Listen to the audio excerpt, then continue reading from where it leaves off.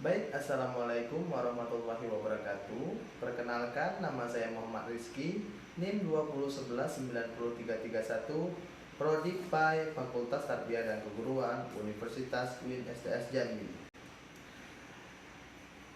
Pada video kali ini saya akan mencoba menjelaskan tentang psikologi pendidikan. Materi yang akan saya ambil di sini tentang disiplin psikologi. Untuk penjelasannya, kita akan langsung masuk ke dalam videonya. Mata kuliah Psikologi Pendidikan, materi, disiplin ilmu psikologi, dosen pengampu Iskandar SAG MPD MSI PhD. Psikologi pendidikan merupakan subdisiplin ilmu psikologi. Psikologi pendidikan dideskripsikan oleh E.L. Thorndike pada tahun 1903 sebagai Middleman mediating between the science of psychology and the art of teaching. Dalam banyak studi, secara singkat, psikologi pendidikan merupakan suatu disiplin ilmu yang mengaplikasikan ilmu psikologi dalam dunia belajar dan guru. Psikologi pendidikan merupakan gabungan dari dua bidang studi yang berbeda. Pertama, adalah psikologi yang mempelajari segala sesuatu tentang pikiran dan perilaku manusia, serta hubungannya dengan manusia. Tentu saja tidak hanya mempelajari manusia dalam kesendiriannya, melainkan juga mempelajari manusia dalam hubungannya dengan manusia lain. Kedua, adalah pendidikan itu sendiri atau lebih khusus adalah sekolah. Jadi, sebagai sebuah subdisiplin ilmu sendiri dalam psikologi, psikologi pendidikan memfokuskan diri pada pemahaman proses pengajaran dan belajar yang mengambil tempat dalam lingkungan formal. Psikologi pendidikan berminat pada teori belajar, metode pengajaran, motivasi, kognitif, emosional, dan perkembangan moral, serta hubungan orang tua anak. Selain itu, psikologi pendidikan juga mendalami subpopulasi, yaitu anak-anak gifted dan yang dengan kebutuhan khusus. Ahli lain menambahkan bahwa psikologi pendidikan berguna dalam penerapan prinsip-prinsip belajar dalam kelas, pengembangan dan pembaharuan kurikulum, ujian dan evaluasi bakat dan kemampuan. Sosialisasi proses dan interaksi proses itu dengan pendayagunaan kognitif dan penyelenggaraan pendidikan keguruan. Karena berkecimpung di ranah sekolah, istilah psikologi pendidikan dan psikologi sekolah sering dipertukarkan. Teoris dan peneliti lebih diidentifikasi sebagai psikolog pendidikan, sementara praktisi di sekolah lebih diidentifikasi sebagai psikolog sekolah. Psikologi pendidikan mengambil masalah-masalah yang dialami oleh orang muda dalam pendidikan yang mencakup masalah kesulitan belajar atau masalah emosi dan sosial.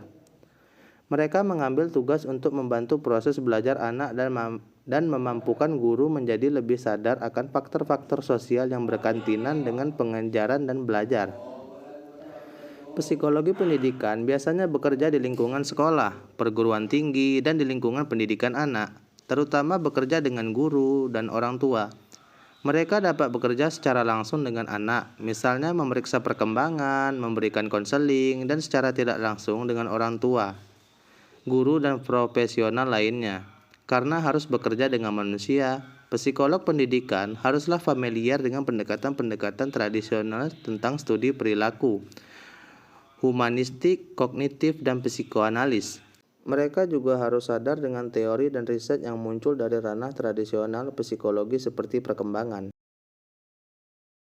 Mendadak dari area manajemen kelas dan desain instruksional, pengukuran dan penggunaan gaya dan strategi belajar, penelitian dalam metakognitif, peningkatan aplikasi pendidikan jarak jauh, dan peluasan dari pengembangan dan aplikasi teknologi untuk tujuan instruksional. Karena akan bekerja dengan pendidikan, seorang yang mempelajari materi ini perlu memperhatikan hal-hal berikut.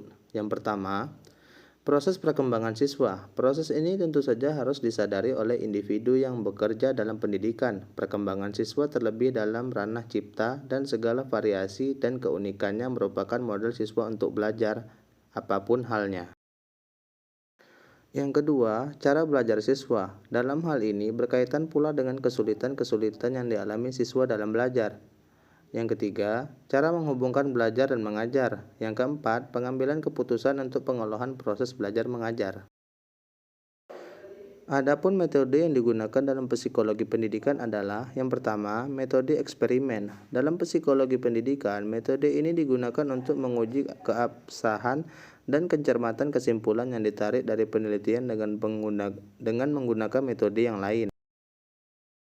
2. Metode kuesioner. Ketiga, metode studi kasus. Digunakan untuk memperoleh gambaran rinci tentang aspek-aspek psikologi siswa atau sekelompok siswa. Studi ini biasanya diikuti oleh studi lain yang berskala lebih besar untuk mencapai generalisasi hasil tes. Mengapa demikian? Kesimpulan hasil studi harus dihasilkan dari penelitian terhadap sejumlah kecil subjek yang tentu saja akan sulit untuk dijadikan sampel dari sebuah populasi yang besar. Lazimnya, fenomena yang diselidiki dengan metode ini diikuti terus-menerus dalam kurun waktu yang tertentu. Bahkan, tak jarang diperlukan waktu bertahun-tahun untuk menghimpun data. 4. Metode penyelidikan klinis hanya digunakan oleh ahli psikologi klinis atau psikiater pada mulanya. Namun, seiring dengan perkembangan zaman, dimulai oleh Jean Piaget, metode ini digunakan dalam ranah pendidikan. Sasaran utama penggunaan metode ini adalah untuk memastikan sebab-sebab kemunculan ketidaknormalan perilaku siswa. Sekian dari saya. Apabila ada kesalahan, saya mohon maaf. Saya akhiri. Wassalamualaikum warahmatullahi wabarakatuh.